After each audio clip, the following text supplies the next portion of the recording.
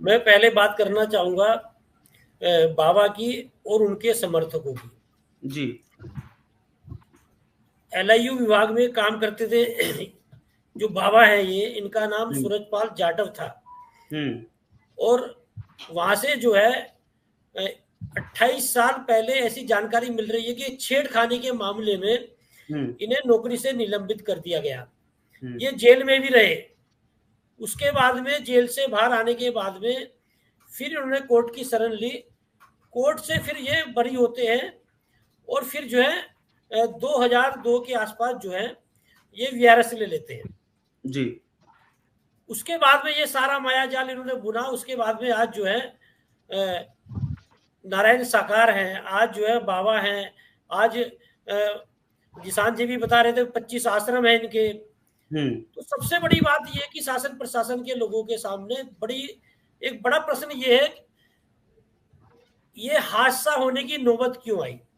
जी। भाई ये जो बाबा हैं, ये जो इतने साल में इतनी यथा संपत्ति अर्जित कर लेते हैं और इस तरह के कार्यक्रम करते हैं, इतने सेवादार होते हैं। इनकी अपनी सेना बताई जा रही, नारायणी सेना। इनके सेवादार जो है ऐसा लगता है कि एक अलग साम्राज्य खड़ा कर रहे हो इस तरह के बाबा। तो ये शासन प्रशासन के लोग उस समय कहाँ होते हैं। हम्म। यदि इतना बड़ा हादसा जो है हाथरस में हुआ है, 121 लोगों की बात सुनने को आ रही है कि भाई 121 लोग जो है उस हादसे में दम तोड़ दिया उन्होंने। हम्म। लेकिन मेरा अपना मानना है जिस तरह का हादसा हुआ है, जी। मुझे कहते हुए कोई हिचकिचाहट नहीं हो रही है। मुझे ऐसा लगता है कि 400-500 के आसपास लोग इसमें हादसे में मरे होंगे, क्योंकि ये सारे जो काउंट हुए हैं, जो पोस्टमास्टर वगैरह गए, अस्पताल गए, वो काउंट है। हम्म। कितने लोग तो उनके जो परिजन होंगे डेड बॉडी को घर ही ले गए होंगे, वो काउंट नहीं होंगे। कितने जी। कहाँ की फेंक दिए गए होंगे, कुछ कहा नहीं जा सकता, क्योंकि लाखों की संख्या में भीड़ थी वहां पर। जी। भाई और सबसे देखिए, ये जो हादसा हुआ है इसके केंद्र बिंदु पर यदि आप जाएंगे हम्म। तो बाबा की चरण रज की लेने के लिए जो है जिस तरह से लोग टूट पड़े, हम्म।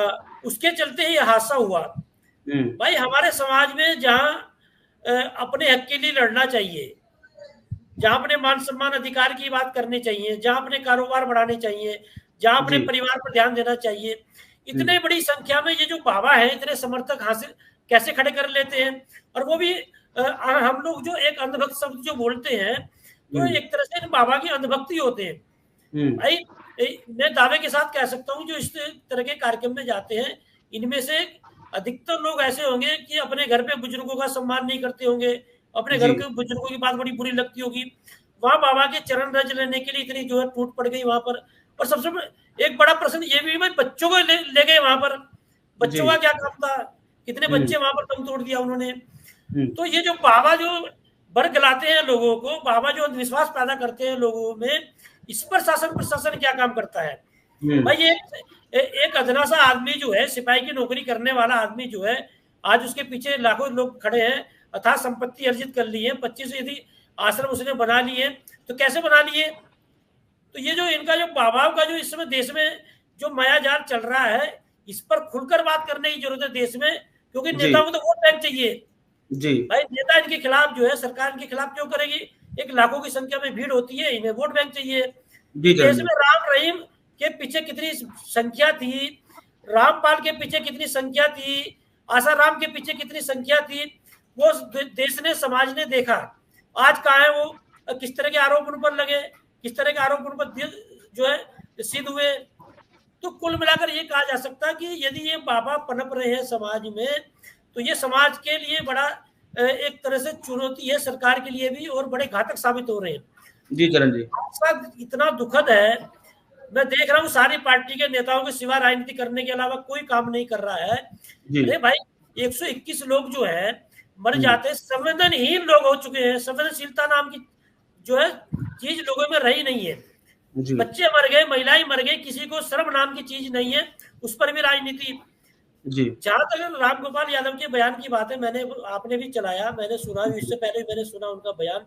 जी। अरे भाई रामगोपाल यादव को मीडिया के सामने पहले संवेदना व्यक्त करनी चाहिए थी। इतने बड़े लोगों, इतने बड़े स्तर पर वहां ये लोग वहां पर मरे हैं। और दूसरा ये कि कह रहे हादसे तो होते रहते हैं।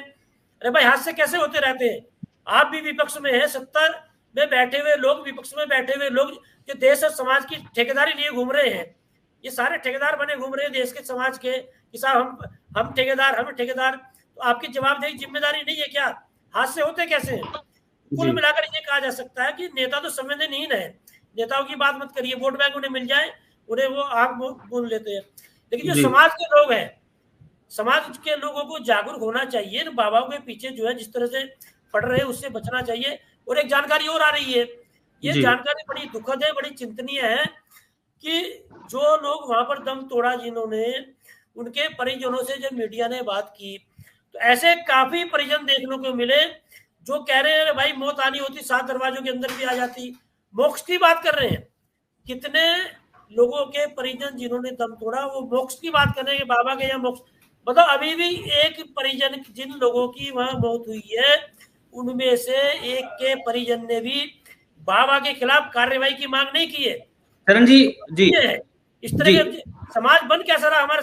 हम समाज में एक तरफ मान सम्मान अधिकार की बात करते हैं, ये जो हमारे देश में एक तरह से बरगलाया जा रहा है, समाज को अंधविश्वास की ओर धकेला जा रहा है, इससे सचेत करने की समाज को बहुत ज्यादा जरूरत है।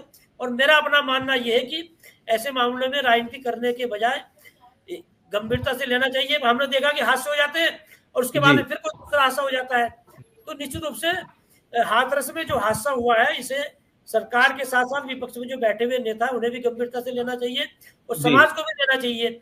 इस तरह के हादसे ना हो और इस तरह के बाबा के बरगलाने में ना आए। अरे भाई, बाबा की गिरफ्तारी क्यों नहीं हुई अब तक? जी 121 लोगों की हत्या का मामला दर्ज किया जाए बाबा के खिलाफ और जेल में डाला जाए।